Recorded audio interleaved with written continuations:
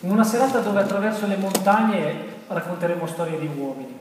E non a caso ho portato un cappello da guida alpina e una bisaccia originale di un alpinista inglese, datata 1865. Un alpinista famosissimo. È una bisaccia di Edward Whymper, trovata poco fa nelle due parti della Val Thorens, e questa bisaccia potrebbe raccontare una storia che oggi noi tentiamo a ripetere, a raccontare, affinché tutti possano capire che cosa è successo 150 anni fa sul Cervino. Immaginiamo la situazione storica.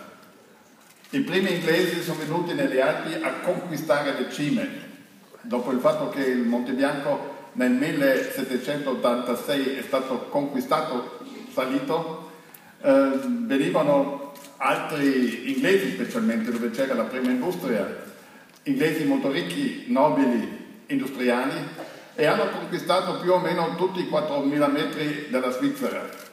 Però il Cervino era lì impossibile, almeno così si diceva. E il Cervino diventava la sfida finale dell'alpinismo di conquista.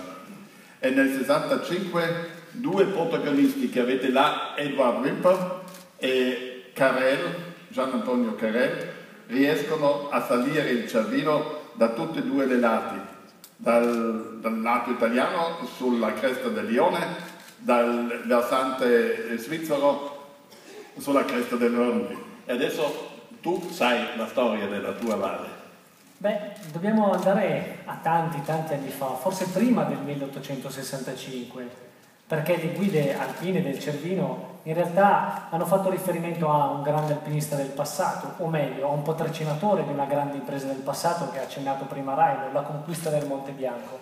De Saussure, a fine del 1700, fa visita a Val Thorens e nei suoi scritti, insomma, lascia anche il segno dicendo e facendo notare la differenza che c'era tra la Valle di Svizzera, la Valle di Zermatt, ricca, orgogliosa, dove i turisti inglesi già la frequentavano da tempo, e la Val Thorens, paese di allevatori, di pastori, di persone comunque fiere, che passavano le loro giornate a strappare alla montagna dei ripiani per coltivare la loro terra, ma già anche di guide. Non a caso proprio lo stesso De Saussure si faceva accompagnare sulle montagne, sul Colle del Teodulo, e per la prima misurazione di quel Cervino che lui, con una misurazione empirica, trigonometrica se vogliamo, ma non troppo precisa, aveva fatto risultare come una montagna di 4.500 metri, una montagna bellissima, ma che ancora rimaneva da scalare e che lui aveva giudicato inaccessibile, impossibile.